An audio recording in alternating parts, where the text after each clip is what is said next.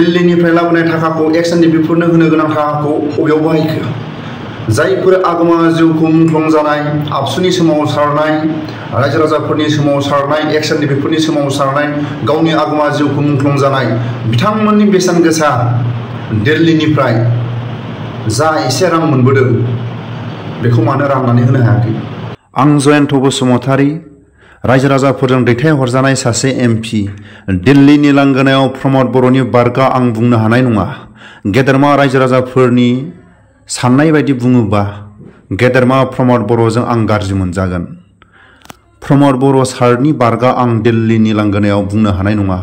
प्रमद बर'आ जा बुंनो होयो बेखौसो आं बुंनो हागोन। जायफोर गोहो खुंथायाव थानाय डिपार्टमेन्टखौनो सोरबा कम्पानिनो सोरबा मालिकफोरनो सोरबा ठेकेदारफोरनोसो हन्डा होस्लायनायखौ जों बांसिन नुगासिनो।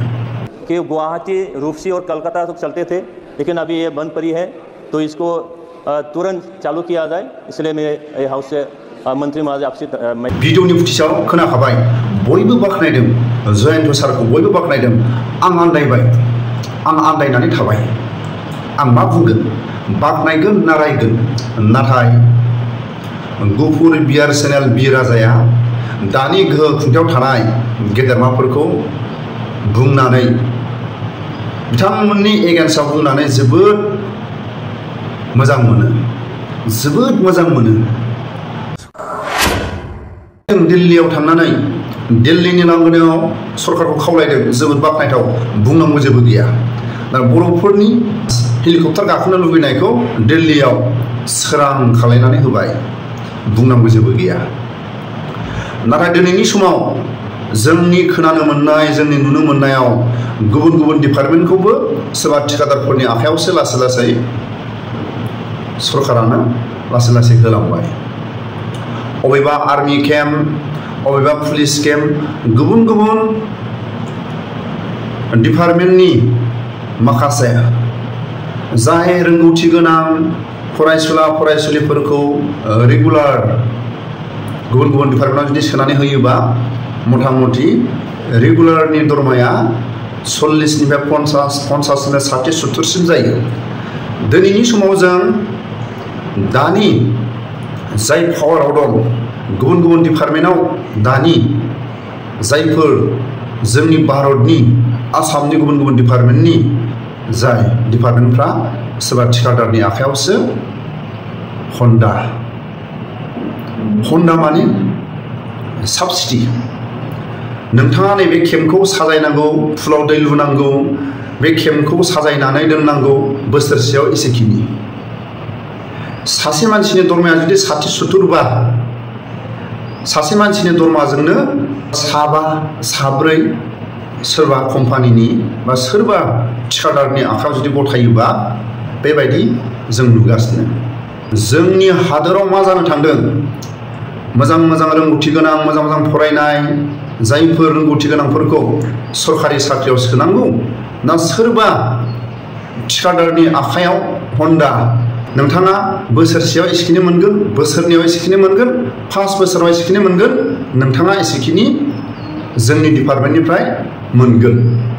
बेबायदि माखासे डिपार्टमेन्टफोरखौ जों सोरबा ठेकेदारनि आखायाव बेबायदि होलांबाय थानायखौ जों नुदों। अब्ला रोंगौथि गोनां सेंग्रा सिख्लाफ्रा साख्रिखौ बोरै मोनगोन? सोरबा ठेकेदारनोसो हन्डा होस्लायगासिनो दं। जों बेबायदिखौ नुदों, खोनादों।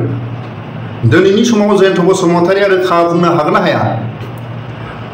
जों दिनै नुदों बांसिनानो अबेबा आर्मि केम्प, पुलिस केम्प, गुबुन गुबुन डिपार्टमेन्ट केम्पफ्राव सिगांनि समाव गावनि डिपार्टमेन्टनि मानसिफ्रानो फुलाव दै होनाय, फुलखौ साजायनाय, केम्प साजायनाय गाव गावनि डिपार्टमेन्टआवनो थायोमोन।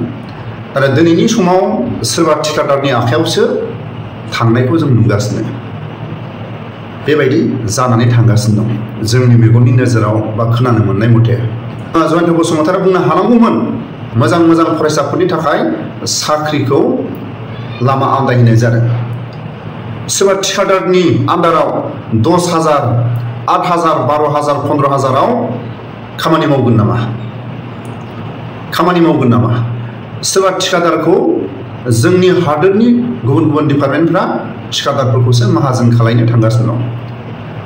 थिग गुवाहाटी टु रुपसि, रुपसि टु कलकाता बिनि उरां जाहाजखौ थांलाय फैलाय जुदि सोलिफिननांगौबा सोरबा मोजां मोजां थिखादारफ्रा गाबोननो जुदि आङो मान्थलि सरकारनिफ्राय आङो लानोसै, गाबोननो सोरबा थिखादारनो जासिगोन। लाब जायाबा बोरै सालायनो, प्रफिट गैयाबा बोरै सालायनो, लाब जा लस जा सोरबा Rupsi to Guwahati, Guwahati to Rupsi, Rupsi to Kolkata, Kolkata to Rupsi बेखौ सुरु खालायफिननांगौबा जोंनि बर' थिखादारानो टेन्डार मानिनांगोन। आं बोसोराव एसेखिनि होगोन, आं सानसेयाव एसेखिनि होगोन, गाबोननो टेन्डार मारिनानै लागोन। बिथाङा लाब जा लस जा गाबोननो मोनगोन। जोबोद बाख्नायथाव जयन्त बसुमतारिया सोरबा थिखादारनो जासिनानै हो। रुपसिनिफ्राय गुवाहाटी, गुवाहाटीनिफ्राय रुपसि, रुपसिनिफ्राय कलकाता, कलकातानिफ्राय रुपसि सोरबा थिखादारनो लाब जा लस जा मान्थलि बा बोसोरलि टेन्डार मारिनानै जुदि लायोबा गाबोननो जासिगोन। जयन्त सार नांगौबा नों सोरबा बर' थिखादारनो जासिनानै हो। मान्थलि टेन्डार मारिनानै, बोसोरलि टेन्डार मारिनानै हो, गाबोननो मोनगोन। जोंनि हादोरनि जायफोर हादोर सालायगिरि लस जानानै बोरै सालायनो, लस जायोबा बोरै सालायनो, थिग बेबायदिनो गुबुन गुबुन डिपार्टमेन्टखौ सोरबा थिखादारफोरनि आखायावसो हगारना होनायखौ जों नुगासिनो। बयबो बाख्नायदों, बयबो जयन्त बसुमतारिखौ बाख्नायदों दिल्लीयाव बुंनो हानाय। नाथाय आं जोबोद जाय बाख्नायग्रा बिथांमोनखौ आंबो बाख्नायनो गोसोमोन, नाथाय आंहा एसे लेट जाबाय नालाय आं बुंखानांगोन बिथांमोननि बेरेखा। आरो बिथांमोननि बेरेखा बुंबासो बिथांमोना मावनो गोनां खामानिफोरखौ मावनो गोसो जायो। बुंबाय थागोन जायफोर गोहो खुंथायाव दं बिथांमोननि बेरेखा। दिनैनि समाव जयन्त बसुमतारिया बुंनो हागोन ना हाया बिटिसि बिटिआरनि सिङाव इन्डास्ट्रि कारखाना बेफोरखौ मानो बुंनो हायाखै, सिमा बारायनाय मानो बुंनो हायाखै, जायफोर एक्स बेफोरनि केस मानो बुंनो हायाखै, जायफोर जोबथेसालियाव थानाय बिथांमोननि मानो बुंनो हायाखै, आरो जायफोर आगोमा जिउखौ हारिनि थाखाय मुंख्लं जाबाय बिथांमोना मोनजोबाखै, आरो जायफोर हारिनि थाखाय सोमावसारनानै सरकारनि एककालीन माखासे मोनदों माखासे मोनाखै, मानो बुंनो हायाखै। प्रमद बर'आ दिल्लीनिफ्राय लाबोनाय थाखाखौ एक्सननि बेफोरनो होनो गोनां थाखाखौ बबेयाव बाहायखो? जायफोर आगोमा जिउखौ मुंख्लं जानाय, आबसुनि सोमावसारनाय, रायजो राजाफोरनि सोमावसारनाय, एक्सननि बेफोरनि सोमावसारनाय, गावनि आगोमा जिउखौ मुंख्लं जानाय बिथांमोननि बेसेन गोसा दिल्लीनिफ्राय बेखौ मानो राननानै होनो हायाखै? बेखौ मानो बुंनो हायाखै?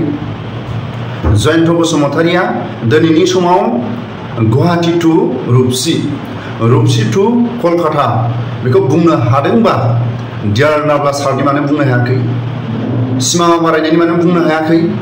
नाथाय जों दिनै नुदों मोनफ्रोमबो डिपार्टमेन्टआव प्राइभेट, जायफोर मोजां फरायनाय गथ'फ्रा रेगुलार साख्रि लानो मोनोबा मथा मथि सरकारि दरमाया 50निफ्राय 60, 40निफ्राय 70 गाहाम थाङो। रेगुलार अबेबा आर्मियानो जा, गुबुन गुबुन डिपार्टमेन्टआव जा, नाथाय दिनै गुबुन गुबुन डिपार्टमेन्टखौबो प्राइभेट थिखा होनोसो लासै लांबाय।